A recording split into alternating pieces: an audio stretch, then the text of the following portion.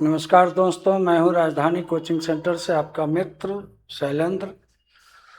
और आप जो प्यून की परीक्षा 15 तारीख को देने वाले हैं, उसके लिए जो पैकेज 3 का टेस्ट सीरीज चल रहा था, उसके टेस्ट 4 का जो हिंदी का पोर्शन है उसका सॉल्यूशन लेकर मैं आपके सामने उपस्थित हुआ हूं।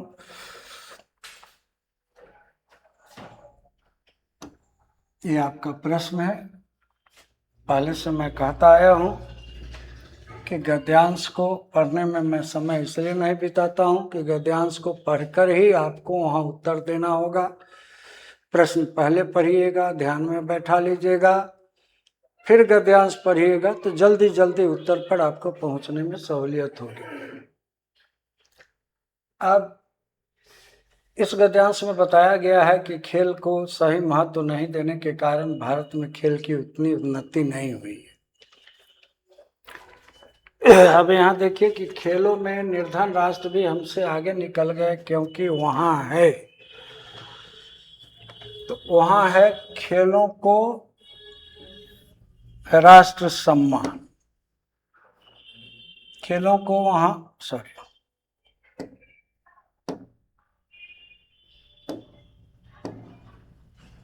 खेलों को वहाँ राष्ट्र सम्मान है, इसलिए यार इधर ठीक है, खेलों को वहाँ राष्ट्र सम्मान है,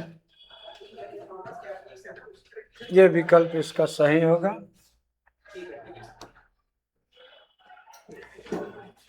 नेक्स्ट है कि गद्यांश का उपयुक्त शीर्षक क्या हो सकता है? स्वतंत्रता प्राप्ति, ओलंपिक पदक, खेलों का गिरता स्तर, या राष्ट्रीय प्रतियोगिता है। तो अपने देश में खेलों का गिरता स्तर है, तो ये विकल्प हो जाएगा। खेलों के गिरते स्तर का कारण नहीं है, तो इसमें जो 4 विकल्प बनाए गए हैं वो बहुत श्रेष्ठ नहीं है, लेकिन मानक उत्तर यही होगा। लागू तो चारों होते हैं, लेकिन ये बोर्ड का प्रश्न है और उन्होंने डाल दिया है, इसको मान सकते हैं। बाकी ये तीनों पूरा लागू होते हैं। खेलों पर नकारात्मक प्रभाव पड़ता है, तो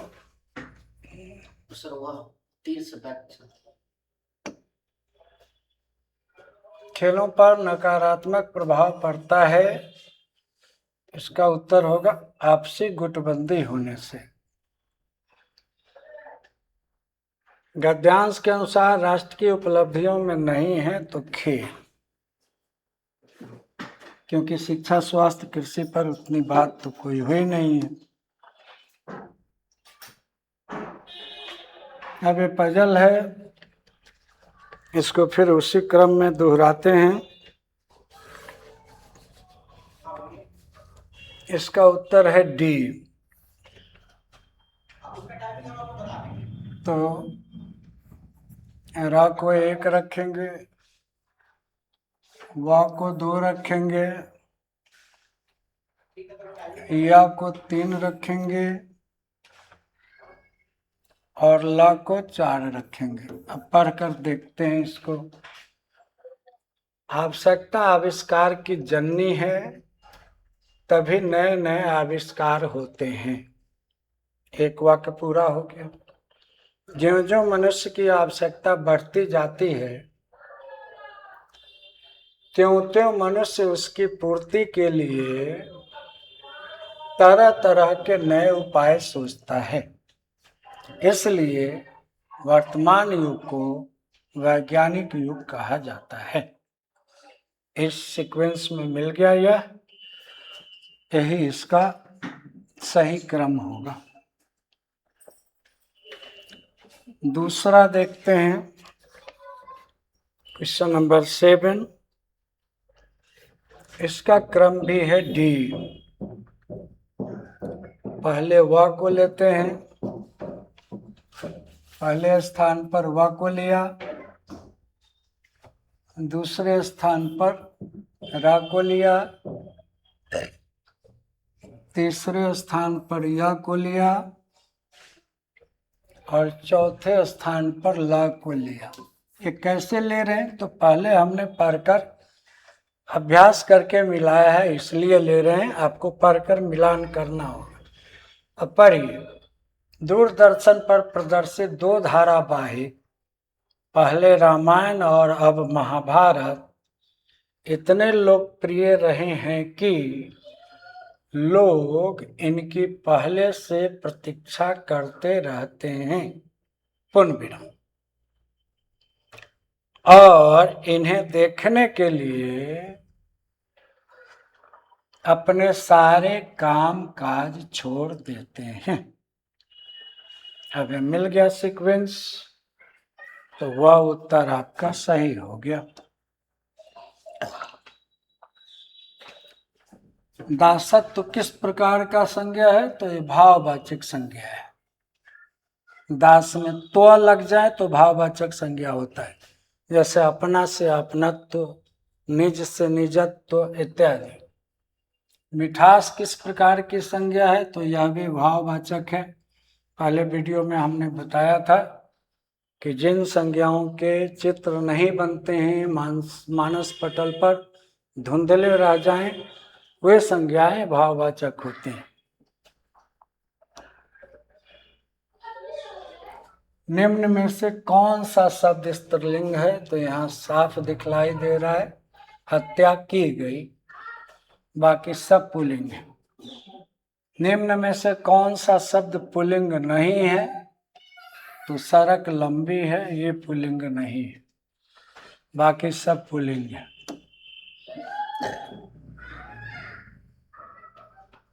इनमें से किस विकल्प के सभी शब्द परस्पर पर्यायवाची नहीं है? तो पाषाण, प्रस्तर और उपल सभी पत्थर हैं। पांचाली कृष्णा और याज्ञसेनी द्रौपदी हैं। कच्छ, चिकोर और कुंतल ये बाल हैं। मयूर, सिखी और सिलीमुख ये असंगत हैं। मयूर और सिखी तो ठीक है, मयूर और सिखी मोर के पर्यायवाची हैं, लेकिन ये भौरा हो गया, इसलिए ये असंगत है, यही उत्तर होगा। अब यहाँ एक करेक्शन है, ये कलधौत शब्द यहाँ नहीं आना चाहिए, नहीं तो कोई उत्तर ही नहीं होता है। रूपक और रजत ये चांदी के जरूर पर्याय हैं, लेकिन कलधौत तो सोना का पर्यायवाची है, तो कलधौत ले आएंगे तो यहाँ उत्तर देने का कोई विकल्प नहीं है, ये मिसप्रिंट हुआ है। इस प्रश्न को खारिज करना पड़ेगा आपको। कलधौत मतलब सोना होता है। बिजली का पर्यायवाची इसमें ज्योत्सना नहीं है। चपला, चंचला और तरित वो बिजली जो आकाश में चमकती है उसके लिए है। चपला, चंचला, तरित वो सब उसके पर्याय हैं, ज्योत्सना नहीं है। ज्योत्सना मतलब प्रकाश, ज्योति। विलोम शब्दों की दृष्टि से एक युग्म गलत है। कौन सा युग्म गलत है? तो सत्कार, तिरस्कार ठीक है, सुख दुख ठीक है,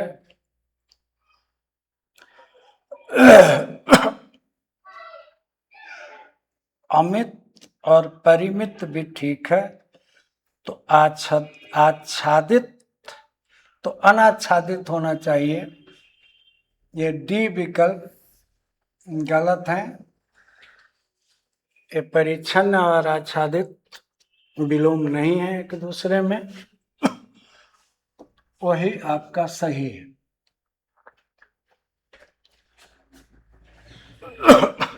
यहाँ फिर प्रश्न टाइप में मिस्टेक है। निम्नलिखित में एक शब्द स्थूल का विलोम है, तो कौन सा शब्द है? तो सूक्ष्म है। नहीं है करिएगा तो इसका उत्तर ही नहीं मिलेगा। दीर्घायु का विलोम अल्पायु है। संबंध कारक का चिन्ह रारे री है। सर्वनामों के साथ काके की रारे री हो जाता है। मेरा, मेरी, मेरे।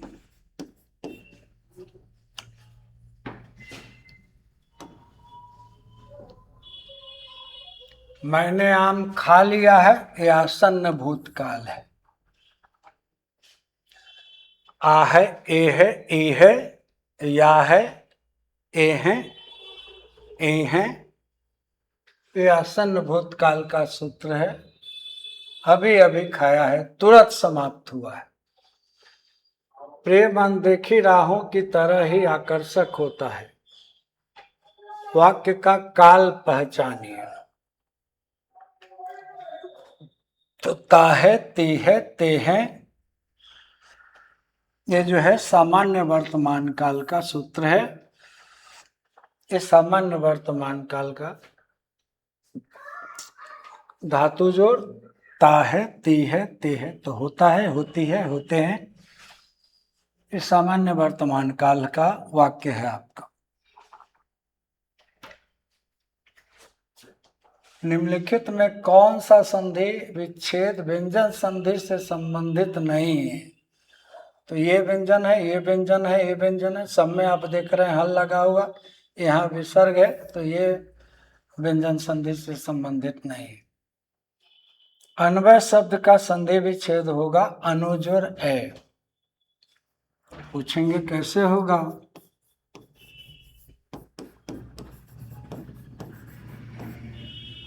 आ ना में से वो निकाल लेते हैं, आधा ना, ऊ का हो जाता है आधा व, यहाँ होगा ए। अब इसको लेखन के प्रक्रिया में लिखते हैं। अ नव को मिला दिए, नव अ को मिलाएंगे तो न व से अ मिलाए तो पूरा व हो गया, या अन्वय।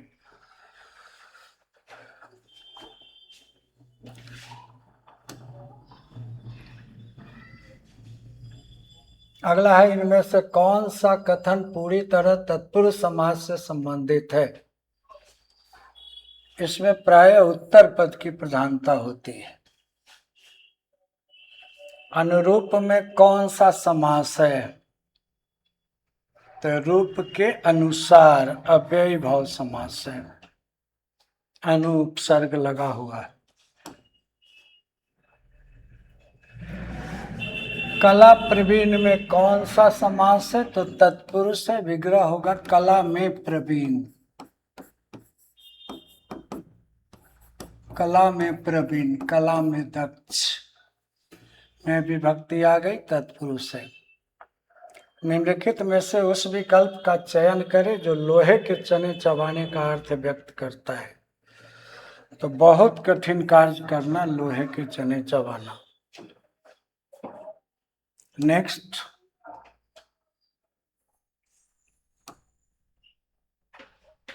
निम्नलिखित में उस विकल्प का चयन करें जो रूह का अपना मुहावरे का अर्थ करते। तो बहुत डर जाना रूह का अपना होता है। निम्न में से कौन सी वर्तनी सही है? तो नैसर्गिक में हर्षोई होगा, प्रत्याशील शब्द नहीं है, पथरीला में दीर्घइकार होगा। कौन सी वर्तनी सही है कह रहे, तो ये प्रमाण में एक लगा, एक प्रत्यय लगने से आदि शब्द बड़ा हो जाता है, प्रामाणिक, ये सही है। निम्न में से कौन सी वर्तनी सही है? तो तिलांजलि, तिलांजलि, श्रद्धांजलि, पुष्पांजलि, ये अंजलि शब्द ऐसा है, हरस्वई से है, इसलिए वो दीर्घ वाला लागू नहीं होगा।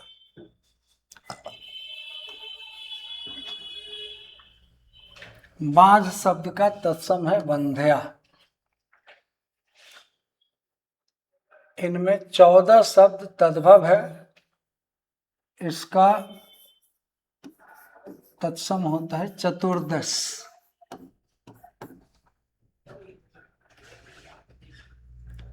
इसमें किस शब्द में उपसर्ग का प्रयोग हुआ है? तो अपना में पन लगा है, प्रत्यय है। लिखाई में आई प्रत्यय लगा है। हानिकारक में कारक प्रत्यय लगा है। उपसर्ग का प्रयोग केवल उपकार में हुआ है, कार में उप लगा हुआ है।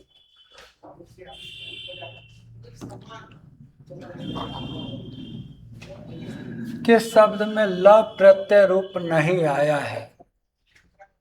तो रोमल में भी आया है, मृदुल में भी आया है, कुशल में भी आया है, नहीं आया है विमल में। वि विकल्प आपका सही है। इसमें उपसर्ग है विमल, मल शब्द है, ल प्रत्यय नहीं है।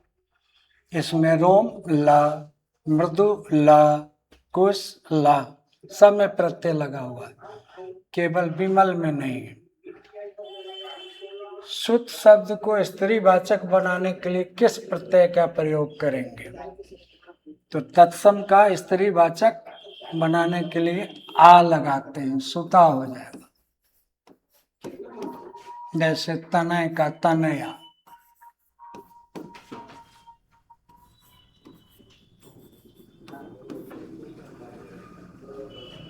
इच्छा शब्द में एक प्रत्यय जोड़ने से शब्द बन जाएगा ऐच्छिक, आदि स्वर बढ़ जाता है। तो इस तरह आपके सारे प्रश्नों के इस सेट के उत्तर मिल गए। 15 को आपकी परीक्षा है, उल्टी गिनती शुरू हो गई है, आपकी तैयारी भी पूरी हो चुकी होगी। अब जो थोड़ा बच गया है उसको एक बार देख लीजिए, अपना कंसंट्रेशन बना लीजिए, आपकी परीक्षा अच्छी हो और आप फिर से मेंस के लिए फिर से कमर बांध लीजिए। इन्हीं शब्दों के साथ परीक्षा की बहुत बहुत शुभकामनाएं। धन्यवाद।